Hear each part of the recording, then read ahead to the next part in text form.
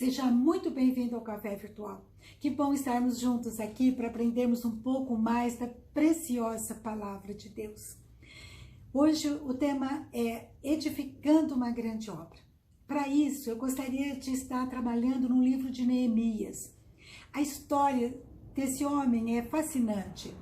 Neemias, ele era do povo de Israel, mas ele morava numa cidade chamada Suzã, e ele era copeiro do rei Artaxerxes. Então, ele estava numa vida cômoda, né? Funcionário público, fartura ali lá no palácio.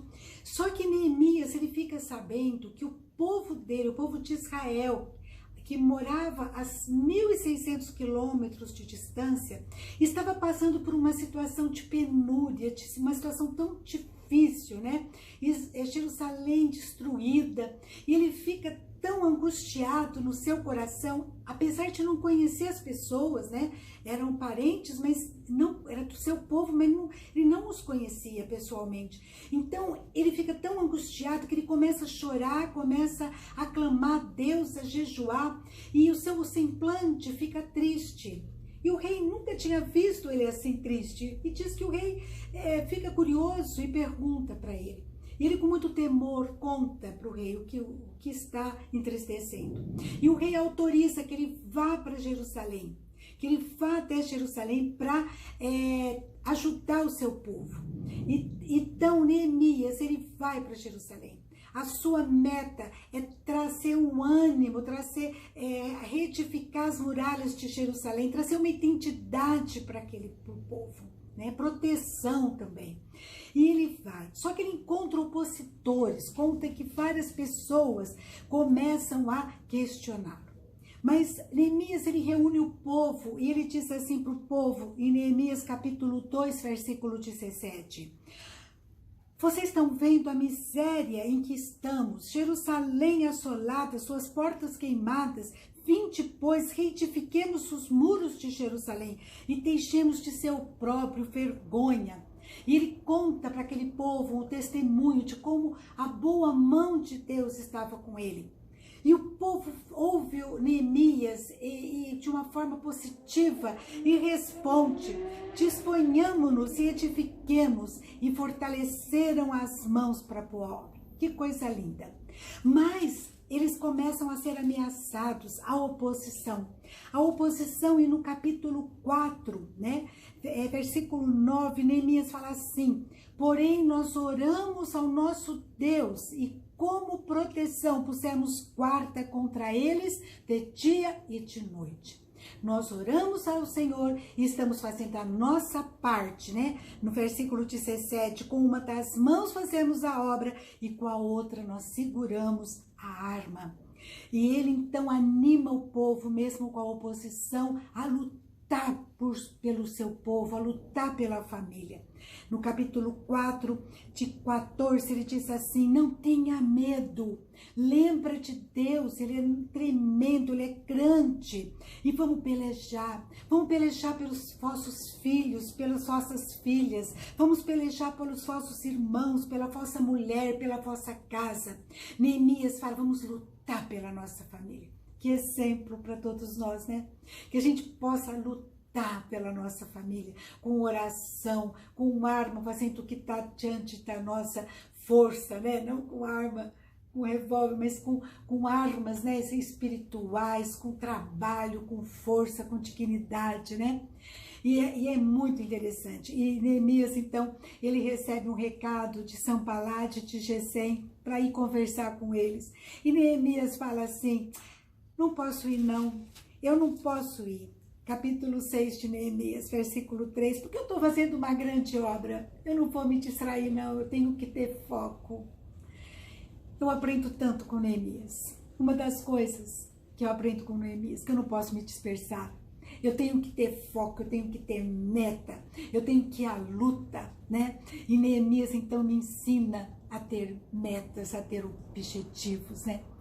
Tem a história do cocheiro. O cocheiro está num hotel muito chique, muito famoso, e ele vê sair de lá um escritor escritor que é muito conhecido, e ele então, o escritor entra na carruagem dele, e ele então não tem dúvida, começa a correr, né, e mais rápido que ele pode, e de repente ele ouve: moço, moço, você sabe para onde você está indo? E ele então responde: eu não sei, mas eu estou indo ligeiro. Quantas pessoas estão indo ligeiro, sem meta, com ativismo que não tem resultado, ou porque estão obedecendo a valores que receberam sem questionar, né? Então vai seguindo uma situação que não é correta, que não é boa, e vai em frente sem chegar a lugar nenhum. Nós temos que pedir a Deus orientação, termos metas, né? Sermos guiados por Deus, GPS, né? Guiados pela preciosa palavra do Senhor, né? Eu brinco, GPS, guiados pela palavra do Senhor. Você quer edificar uma grande obra, tenha meta, tenha força, vai à luta, né? Estabeleça estratégias, né? Deus fala para Moisés em Êxodo 14:15, Moisés, por que está clamando a mim? Diga ao povo de Israel, aos filhos de Israel que marchem. Tem hora que nós devemos clamar, tem hora que nós devemos ir à luta, e trabalhar, construir algo extraordinário, né? Golda Meir, ela viveu em 1898 até 1978. Foi contemporânea, uma parte, alguns anos, com alguns de nós. E essa mulher foi uma grande guerreira. Ela teve uma origem muito humilde, ela era de Israel, e ela foi uma das fundadoras do Estado de Israel. E ela foi, com 71 anos, ela foi designada como primeira-ministra de Israel. E ela tinha uma firmeza, ela tinha um alvo, uma disposição para trabalhar. E ela queria que Israel tivesse uma identidade, fosse reconhecida, fosse aceita, respeitada pelo resto do mundo. E ela tinha esse sonho, ela tinha essa meta, e ela começou a lutar. Por isso que eu lembro bem de Neemias e Tela, eu associo, né, os dois, porque eles queriam lutar pela identidade de Israel. Charlie Jones, ele diz uma frase que eu gosto muito: muita gente espera que seu barco chegue, mas não mandou seu barco para lugar nenhum. Golda Meir, Neemias tinha meta, tinha alvos a serem conquistados, e foram à luta. Hoje existem muita coisa que precisa ser feita, especialmente nessa área de Deus. Não tem idade, não tem condições físicas, financeiras. Nós precisamos nos dispor com alvos, com metas. Eu fico muito brava, né, quando eu vejo alguém repetir frases que são tão medíocres, né? Que a igreja é o ópio do povo, que a igreja é a muleta dos fracos. Como está errado isso? Quem fala isso não conhece a história. Não conhece a história de Neemias, de Davi, de Paulo, de Pedro, de Lutero, da Golda Meir, não conhece a história de Livingstone, não conhece a história de homens e mulheres que fizeram uma diferença tremenda nesse mundo. Homens que vestiram a camisa, tiveram meta e lutaram. Quantos que têm passado pela vida da igreja, pela história, né? Homens que lutam sem esperar que as coisas venham de bandeja, né? Preparadinhas, né? Livingstone, ele era um inglês, um médico, missionário. Ele foi para a África. Ele ficou cerca de 15 anos no continente africano. Diz que ele desenvolveu um amor tão grande pelos africanos, né? Que ele lutava pelos africanos. E ele percorreu milhares e milhares de quilômetros, mais de 50 mil quilômetros, ajudando o povo africano, orientando, fazendo o que ele tinha força para fazer. E conta-se que ele pegou malária, disenteria, e ele foi encontrado morto, ajoelhado na beira da sua cama. O seu coração está enterrado sob uma árvore lá na África, enquanto seu corpo foi levado para a Inglaterra. Mas conta-se que um dia ele recebeu uma carta da igreja da Inglaterra dizendo assim: Livingstone, como é que estão as estradas da África? Porque nós estamos querendo mandar pastores. Então ele responde: pastores que precisam de estradas são totalmente dispensáveis. E eu penso nisso muito, e eu fico imaginando que quantas coisas que precisam ser feitas. Há uma obra muito grande a ser realizada. Que a gente tenha foco, tenha orientação de Deus, tenha coragem, força, ousadia para fazer.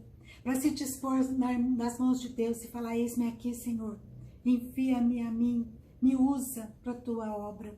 Que a gente possa fazer, seja uma obra na nossa vida pessoal de transformação, seja uma obra na vida da nossa família, seja uma obra na nossa vida profissional, na vida da igreja, que a gente possa se dispor, sem esperar que esteja tudo pronto, né, na bandeja, sem esperar estradas serem construídas. Se nós queremos edificar uma grande obra, que a gente tenha foco, tenha orientação de Deus, tenha coragem, tenha ousadia, né? E que a gente vá em frente com perseverança. Porque os inimigos, adversários sempre vão aparecer, né? Ainda mais quando você está fazendo uma coisa boa. Você pode ser desprezado, rejeitado, né? Pessoas podem fazer cara feia para você, mas não leve isso em conta, não. Paulo, né? Ele escreve em 1ª carta ao povo de Corinto, dizendo assim no capítulo 16, versículo 9: porque uma porta grande e oportuna se me abriu, mas há muitos adversários. Mas isso vai desanimar Paulo? Não, ele não está só, Deus está com ele. Que você e eu possamos abrir nossos olhos e pedir: Senhor, me dê sensibilidade para saber o que o Senhor quer da minha vida. E eis-me aqui, Senhor, eu quero fazer uma grande obra. E vamos ter ânimo, porque a boa mão do Senhor está conosco. E a alegria do Senhor é a nossa força. Fortalecidos no Senhor, que Deus nos use para sua honra e glória, em todo tempo e em todo lugar. Amém? Que Deus abençoe a sua vida. Em nome de Jesus.